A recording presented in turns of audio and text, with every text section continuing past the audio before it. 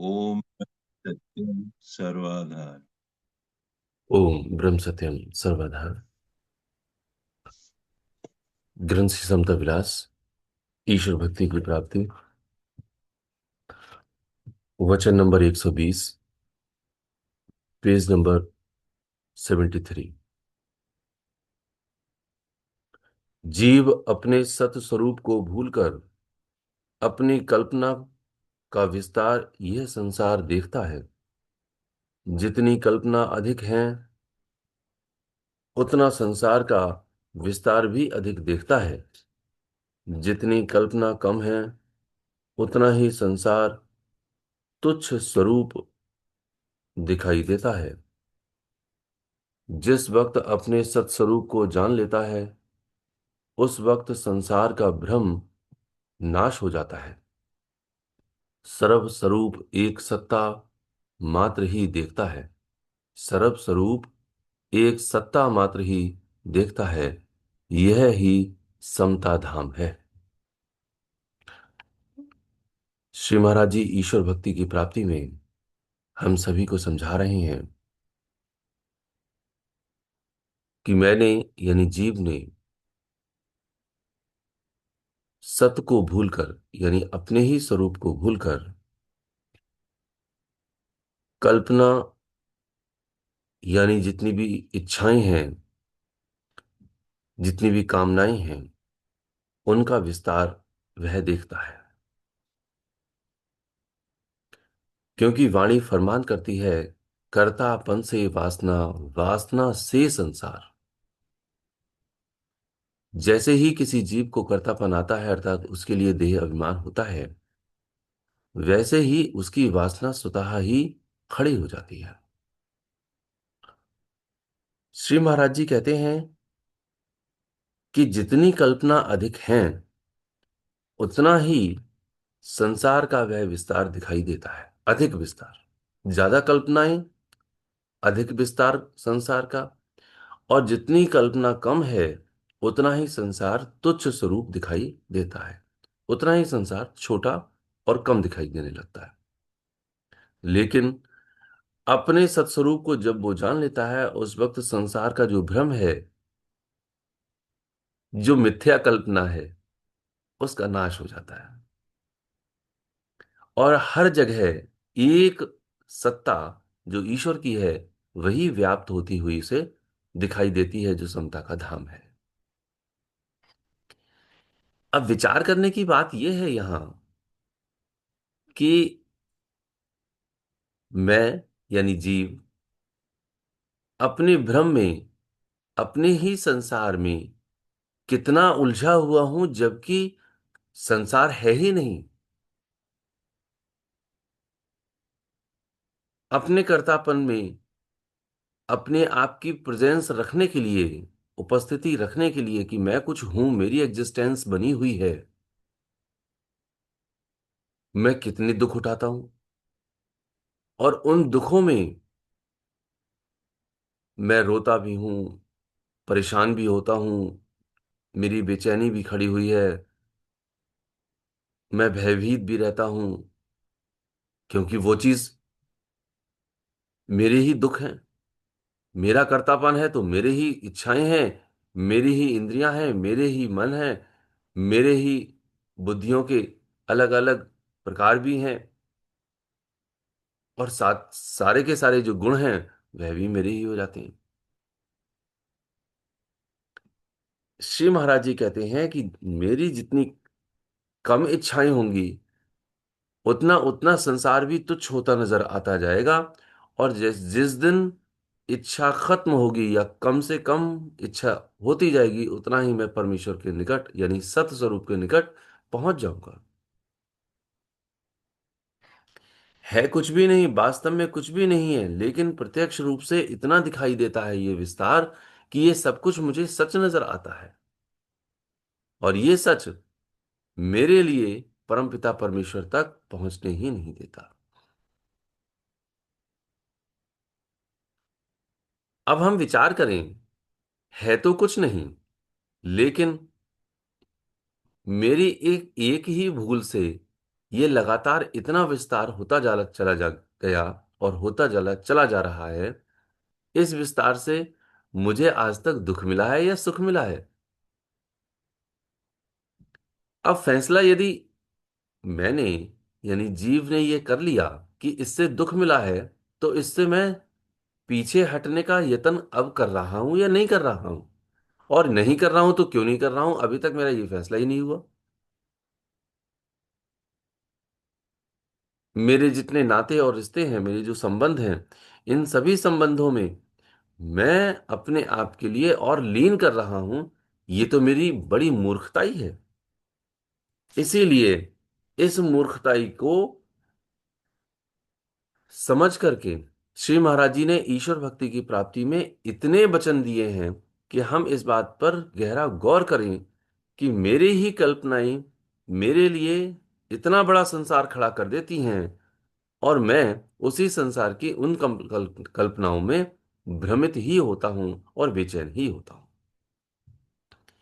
श्री महाराज जी कहते हैं 121वें वचन में कि ऐसी अवस्था को प्राप्त होकर देह के द्वंद्व विकार में चलायमान नहीं होता, अपने स्वरूप में अति ही निश्चल हो जाता है। वह ही महापुरुष सब सार को जानने वाला है और अपने आप में पूर्ण हो चुका है। उसका दर्शन और उपदेश दुर्लभ है। लेकिन ये जो देह के द्वंद्व विकार हैं, ये द्वंद्व विकार तब तक बने रहते हैं जब तक कि उसका कर्तापन बना हुआ है। और उस कर्तापन में उसके जितने भी अंदर आंतरिक रूप से पांच विकार जो खड़े हुए हैं, समस्त इंद्रियां जो प्यासी हैं, मेरे मन में जितने भी संकल्प और विकल्प हैं, वह सभी द्वंद्व हैं, अर्थात मुझे एक पल भी चैन नहीं देने देते। लेकिन जब वह अपने ही स्वरूप में स्थित होता है, तब ये सारे द्वंद्व विकार चलायमान नहीं होते, अर्थात वह नाश को प्राप्त हो जाते हैं। वह महापुरुष है जो सब सार को जानने वाला है और अपने आप में वह पूर्ण हो चुका है। उसका दर्शन और उपदेश दुर्लभ है। वह कोई कार्य नहीं करेगा, फिर वह केवल उसी आत्म आनंद में स्थित रहेगा, वह उसी आत्म स्थिति में स्थित रहेगा, क्योंकि उसको उस आनंद अवस्था के अतिरिक्त यह संसार दिखाई ही नहीं देगा। परमपिता परमेश्वर जो इस मार्गदर्शन को कर रहे हैं, वो इस प्रोसेस को, इस प्रक्रिया को फिर से समझाने की कोशिश कर रहे हैं कि ये प्रक्रिया कैसे होगी। वचन नंबर 122 में इस प्रक्रिया को समझाया गया है, जो पेज नंबर 74 पर है। सत्कर्म की धारणा समता का पहला साधन है। सत्कर्म की धारणा समता का पहला साधन है। सत्कर्म के साधन से अति ममता का विकार नाश हो जाता है और बुद्धि, यानी शुद्ध बुद्धि को प्राप्त करके अपने अंतर्विखे सत अभ्यास धारण करता है, जिससे आत्म साक्षात्कार को प्राप्त हो जाता है। गृहस्थी हो या विरक्ति, कर्मों के जाल से छूटने के वास्ते हर एक को यथार्थ साधन करनी सुखदाई है। इस वचन में श्री महाराज जी ने हम सभी के लिए उन दुविधाओं में से निकलने का रास्ता बताया है। लेकिन मैं सत्कर्म करते करते असत्कर्म भी करने लग जाता हूं, तब मेरी जो ममता का विकार है वह कैसे नाश होगा? हमको ये विचार यहां करना होगा। श्री महाराज जी कहते हैं सत्कर्म की धारणा समता का पहला साधन है। यानी कि आज हम ये विचार करें कि जो दिन में क्रियाएं कर रहे हैं, कार्य कर रहे हैं, उसमें कोई भी असत कार्य ना हो। असत का मतलब है कि मेरे मन का जो भाव है वह परमपिता परमेश्वर के चरणों में विलीन होने के लिए हो, कि हे प्रभु ये कार्य आप करवा रहे हैं और हम सत्कर्म की धारणा धारण करें।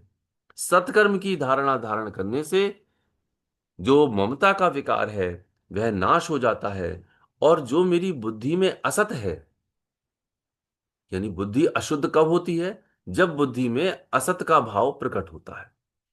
जैसे ही असत का भाव प्रकट होता है, बुद्धि असत कर्म करने लग जाती है, क्योंकि बुद्धि ही सत और असत कर्म की जेर असर है। क्योंकि उसके भाव में जेर असर, उसके भाव में जो अनुभवता आती है वही कर्म होता है। तो श्री महाराज जी कहते हैं कि ये जो बुद्धि है वह शुद्ध तब होती है जैसे जैसे सत्कर्म तेरे द्वारा होने लगते हैं। अब हम आज से, अब से ये विचार करें कि जो भी क्रियाएं हैं उन क्रियाओं में हर वक्त सत ही सत होना चाहिए। यदि किसी सांसारिक क्रियाओं को कर रहे हैं, जो भी है, जो भी कर्म है, वह प्रभु हमसे करवा रहे हैं, ये दायित्व है, ये कर्तव्य है। चाहे पुत्र के प्रति, पति के प्रति, पत्नी के प्रति, नाते रिश्तों के प्रति, या व्यापार है, या मेरी कोई भी सर्विस है, तो वो जो नौकरी और वो जो मेरा जो व्यापार है, वह केवल उसी लिए कर रहा हूं जिस वास्ते मेरा भरण पोषण हो जाए। वैसे ही मैं सारे नाते और रिश्तों में जो कार्य कर रहा हूं, वह कार्य मुझसे करवाया जा रहा है क्योंकि मेरा लेन देन पूरा होना है।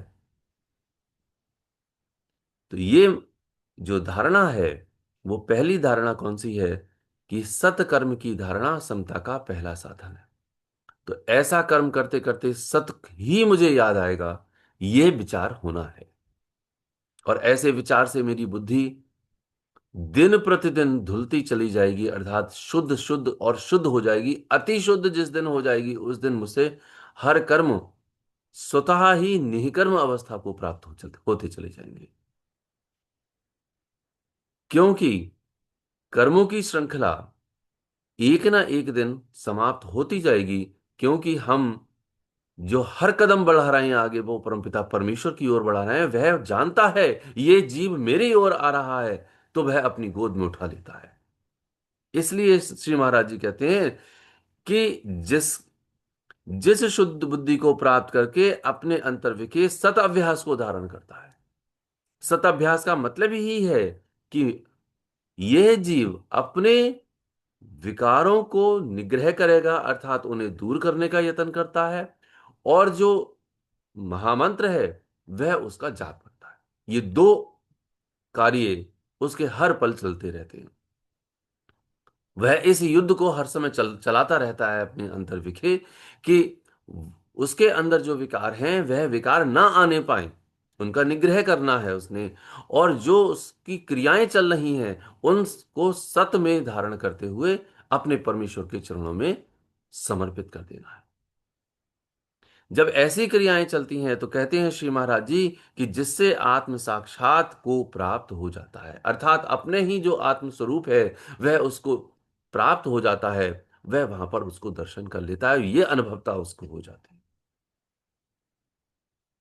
तो ये जो प्रक्रिया है, इस प्रक्रिया पर आज से हमें निरंतर प्रयास करना है। ये गहरा विचार होना चाहिए।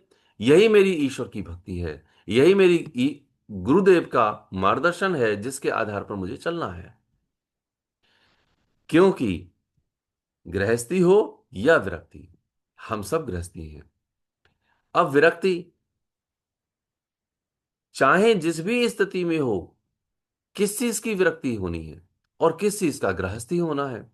एक हम जिस परिवार में रह रहे हैं, जिसको साधारणतः ये कहते हैं कि हमारी एक जिम्मेवारी है, हमारे परिवार में पति हैं, पत्नी हैं, बच्चे हैं, माता पिता भाई बहन, ये एक गृहस्थी का परिपालन है।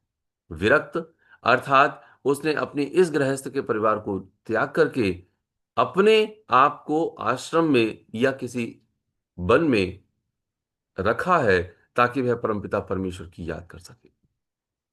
लेकिन कोई ना कोई तो कर्म करेगा ही ना विरक्ति। उसकी जो भावना विरक्ति की है, वह उस कर्म के आधान अधीन ही तो होगी। इसलिए कहते हैं कि हर एक को यथार्थ साधन करनी सुखदाई है, हर एक को। श्री महाराज जी विरक्त स्थिति में थे, लेकिन जो हिकमत का कार्य था वह अपने सिमरन के साथ उन्होंने स्वीकार किया, जिससे कि यह पता चल सके कि ये जो सत्कर्म है उसकी जो धारणा है वह पहला साधन होगा। यह सभी को समझ में आ जाना चाहिए। हम अपने गुरुदेव के जीवन को गहराई से समझें। हिकमत के कार्य को करने का उद्देश्य कोई उनका भरण पोषण नहीं था। ना तो वो कुछ खाते थे, ना पीते थे, ना ही इतना वस्त्र आडंबर उनका था। क्या था? कुछ भी नहीं था। उनको क्या जरूरत थी? लेकिन सत्कर्म की धारणा करना यह हमें सिखा रहे हैं वो, विरक्ति के आधार पर भी, क्योंकि वो व्यक्ति थे। और हर गृहस्थी को ये समझा रहे हैं कि जिस जिस क्रियाओं को तू कर रहा है उस क्रियाओं को सत्य के आधार पर धारण करते हुए परमपिता परमेश्वर को समर्पित कर दे। इसलिए यह ही यथार्थ साधन सुखदाई है, जिससे कि मैं परमपिता परमेश्वर में एक दिन होम हो जाऊंगा, ताकि मेरी मैं खत्म हो करके परमपिता परमेश्वर का अनुभव कर सके। श्री महाराज जी 123वें वचन में पेज नंबर 74 पर हम सभी को पुनः समझा रहे हैं कि जो समता शांति को प्राप्त करने का यत्न नहीं करता और स्वार्थ में आकर वाद मुवाद में जन्म गंवाता है, वह ही पशु है, किसी समय भी दुष्ट विकार की जलन से शांत नहीं हो सकता। उसका संसार में आना अकार्थ है। जिस प्रक्रिया को सदगुरुदेव जी महाराज ने हमें वचन नंबर 122 में समझाया है, यदि मैं इस प्रक्रिया को नहीं करता, क्योंकि हमें अपना विचार सब सर्वप्रथम करना है। श्री महाराज जी कहते हैं कि यदि मैं इस प्रक्रिया को नहीं धारण करता और अपने ही जीवन में इस देह के आधार पर समस्त क्रियाओं को करते हुए ईश्वरीय शास्त्र में बुद्धि लगा करके वाद विवाद करता हूं या अन्य चर्चा करता हूं, तो मैं अपना जन्म गंवा रहा हूं। दास बार बार कहता है कि यदि हम परमपिता परमेश्वर के नाम का जाप नहीं कर रहे हैं, सत्कर्मों की धारणा कर नहीं कर रहे हैं, तो हम अपना हर वक्त जाया कर रहे हैं। जो वक्त मेरा परमपिता परमेश्वर के नाम के सिमरन में नहीं गया, सत्कर्मों में नहीं गया, वह वक्त मेरा पाप में शामिल हो गया। यह बात उस समय समझ में आती है जिस समय हम इसके गहरे मनन में उतरते चले जाते हैं। इसीलिए श्री महाराज जी कहते हैं वह ही पशु है, किसी समय भी दुष्ट विकार की जलन से शांत नहीं हो सकता। किसी समय भी, हर समय उसके लिए जो धारणा बनी हुई होती है वह धारणा असत की और वाद विवाद की होती है, क्योंकि उसने बुद्धि अपने सत्शास्त्रों में लगाई है, जबकि बुद्धि का समर्पण गुरु के चरणों में होकर के वह ज्ञान उसको प्राप्त होना था। ईश्वर की भक्ति की प्राप्ति अपने गुरु के, अपने ईश्वर के चरणों में अपनी बुद्धि को समर्पित करने से वह ज्ञान का दात प्राप्त होती है, ताकि बुद्धि जहां शून्य होती है उनकी आज्ञा का पालन करना हम सभी के लिए फिर मर मिटने के बराबर होने लगता है कि मेरे गुरु का हुक्म है, मैंने ये कार्य नहीं करना। असत को छोड़ करके मुझे केवल एक ही कार्य करना है जो सत का कार्य है।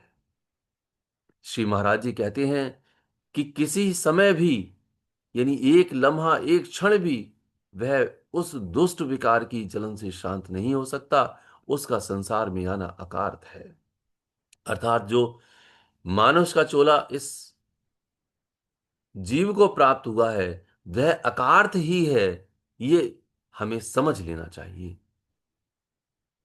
हम जितने भी सुन रहे हैं, समझ रहे हैं, यदि होश में आकर के हमने अपने ज्ञान में रोशनी को नहीं लेकर के आए, अर्थात ज्ञान में विवेक को नहीं लेकर के आए, तब हमारा जीवन पशु के समान है। तब कहते हैं बिना विचार मानुष जो होई, पशु समान जीवन सुख हुई। वाणी यही फरमान कर रही है। और सो परत्र दुख पावहीं, सिर धुन धुन पछताए, काल ही कर्म ही ईश्वर ही मिथ्या दोष लगाए। सो कृत निंदक मंदमति, आत्मा हन गति जाई। अर्थात समस्त रामचरितमानस के जो दोहे हैं वह भी हम सबको समझा रहे हैं। ग्रंथि समता विलास भी हम सबको समझा रहा है कि तेरा जन्म पशु के समान ही अकार्थ चला जाएगा। आज से यदि हमने गहरा विचार करते हुए, यदि हमने ईश्वर की ओर पूर्ण रूप से गति को धारण नहीं किया, लेकिन जब तक मेरा विचार गहरा होकर के इस ओर नहीं जाता, तब तक मैं पशु के समान जीवन व्यतीत कर ही रहा हूं। यह बात निर्णय में आ जानी चाहिए। बार बार मेरे लिए ठोकर मिलनी चाहिए कि मैं पशु ही हूं यदि मैं सत्य की ओर नहीं जा रहा। आज मैं अपने बेटे के लिए कार्य कर रहा हूं, आज मैं बेटी के लिए कार्य कर रहा हूं, आज मैं अपनी बहनों के लिए कार्य कर रहा हूं। तेरा संसार के लिए भी कार्य करना और सत्कर्मों को करना की जो धारणा है सही मायने में, वह उस अवस्था तक पहुंचने के लिए है, यह कार्य करने के लिए नहीं है। क्योंकि यह सत्कर्म भी तुझे आहूत करने हैं परमपिता परमेश्वर के चरणों में। श्री महाराज जी हम सबको पुनः समझा रहे हैं वचन नंबर 124 में कि हर एक प्राणी मात्र को अपनी कमी को पूरा करने का विचार करना लाजमी है। दुर्लभ समय मानव जिंदगी का बार बार नहीं है। दुर्लभ समय मानव जिंदगी का बार बार नहीं है। इस वास्ते अपने जीवन में ही समता तत्व की प्राप्ति करनी चाहिए, जो तीन काल में पूर्ण है, जिसको प्राप्त करके फिर संसार का कोई पदार्थ दुर्लभ नहीं है। फिर संसार का कोई पदार्थ दुर्लभ नहीं है। दास को भगवान कृष्ण की बात याद आ रही है। अर्जुन से वो कहते हैं कि अर्जुन, वह ज्ञान प्राप्त करने का यत्न कर जिस ज्ञान को प्राप्त करने के पश्चात समस्त दुनिया का कोई भी ज्ञान प्राप्त करने शेष न रह जाए।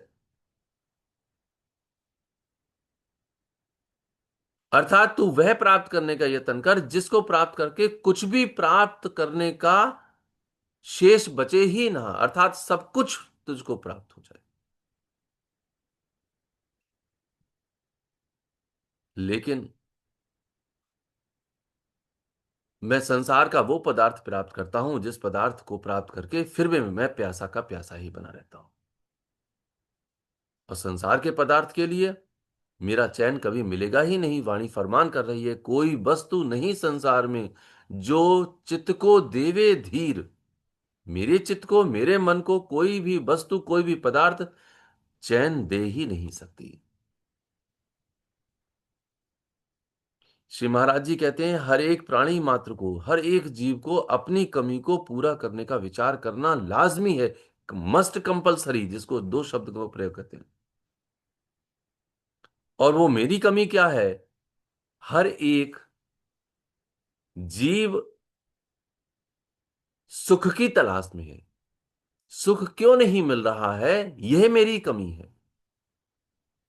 सुख संसार से नहीं मिलेगा, सुख करतार से मिलेगा। यह विचार करना उसके लिए लाजमी है। क्यों लाजमी है? कि दुर्लभ समय मानव जिंदगी का बार बार नहीं है। पता नहीं मेरे माधव ने, मेरे प्रभु ने किस कृपा पर रीझ करके ये मानुष का चोला हमको दे दिया, पता नहीं।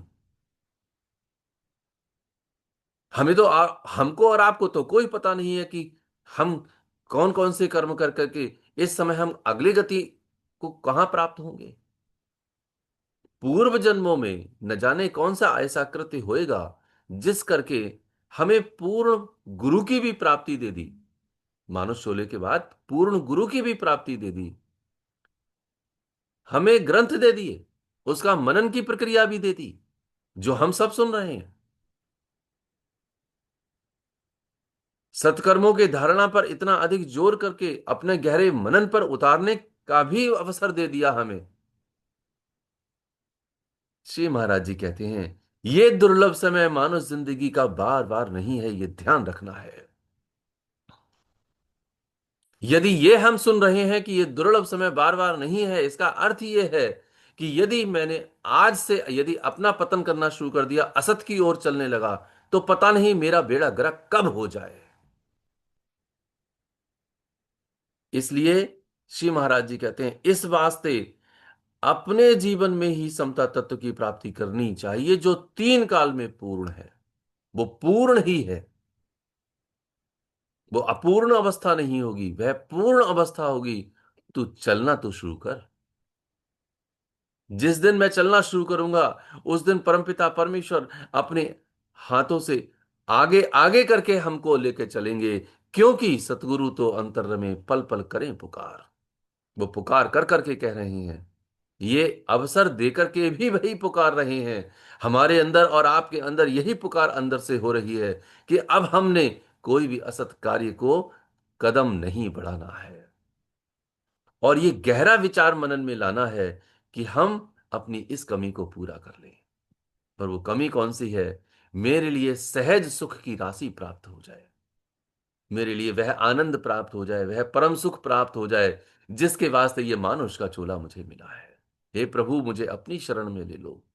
वह बारंबार कृपा मांगेगा, बारंबार जो सत्कर्म है उसको धारण करेगा, जो असत भाव आएगा उस असत भाव को निरंतर निग्रह करने का यत्न करेगा, क्योंकि उसके अंदर गहरा विचार चल रहा होगा ये, कि ये जन्म मेरे लिए बार बार नहीं है। पता नहीं ये जन्म कब छिन जाए और कौन सी अंतिम श्वासा आ जाए। वो श्वास में प्रभु तुम्हारा ही नाम हो और किसी का नाम ना हो, ये धारणा उसकी बन जाएगी। और ये धारणा जिस दिन दृढ़ हो जाएगी, उस दिन कहते हैं कि उसको कुछ भी दुर्लभ नहीं है, वह परमात्मा में ही लीन हो रहा होगा। क्योंकि परम तत्व स्वयं चाह रहा है इस बात के लिए। परमेश्वर खुद गुरु रूप में खुद आया हुआ है, क्योंकि हमें कौन बताएगा, हमें कौन मार्गदर्शन देगा? मेरा परमेश्वर, मेरे गुरु खुद जीवन जी करके हमें दिखा रहे हैं, ऐसा जीवन जो विलक्षण जीवन है। उस जीवन में सारा मार्गदर्शन है। मैं हर मार्गदर्शन को हर कदम पर अनुभव करूं कि मुझे करना क्या है। श्री महाराज जी कह रहे हैं, तीन काल में पूर्ण है। मेरे लिए मेरा पूर्व जन्म अर्थात भूत पता नहीं है। मेरे लिए मेरा अगला जन्म यानी भविष्य मुझे पता नहीं है। लेकिन वह गारंटी ले रहे हैं इस बात की, तू वर्तमान में इस तरह से अपनी रीत को बढ़ाएगा, अपने कदम को बढ़ाएगा, तो तू पूर्ण हो जाएगा, ये निश्चित है। क्योंकि भूत में तुझे जो वर्तमान की परिस्थिति मिली है, वह साधारण नहीं है, वह अपने आप में अद्भुत है। ये बार बार अवसर तुझे नहीं मिलने वाला। तो तेरे लिए जो संसार का जो दुर्लभ पदार्थ है, वह प्राप्त हो जाएगा, जिसको प्राप्त करके तू संसार का कोई भी वस्तु, कोई भी पदार्थ प्राप्त करने का यत्न करने की चाहत भी नहीं रखेगा। इसलिए हम सभी को ये गहरा विचार बारंबार लाना चाहिए कि किस प्रकार से हमारी जीवन में ये जो समता तत्व है वह प्राप्त हो, और हम परमपिता परमेश्वर में लीन हो जाएं, जिससे कि हमारा जीवन सफल हो जाए। ओम ब्रह्म सत्यम सर्वदा।